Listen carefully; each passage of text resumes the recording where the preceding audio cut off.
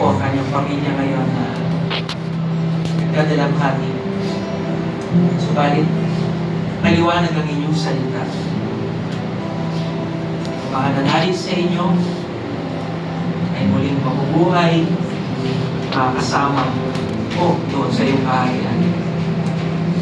Kaya niyo pong bigyan ng katatagan ang pamilyang ito.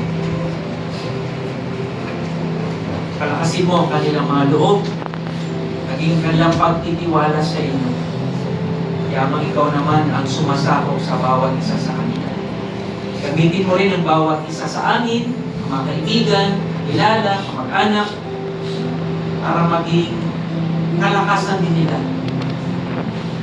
Ano man ang mga problema, huwag niyo po silang pababayaan. Kaya rin ang magkaloob ng kanilang mga pangailangan sa ilang araw na ganitong pagluluksa. Maraming salamat din po sa mga naririto na nagpaunlak at nagbigay ng inspirasyon sa ganitong panahon ng kalungkutan. Kaya niyo po ang kanyang pamilya, ang kanyang asawa, ang kanyang mga anak,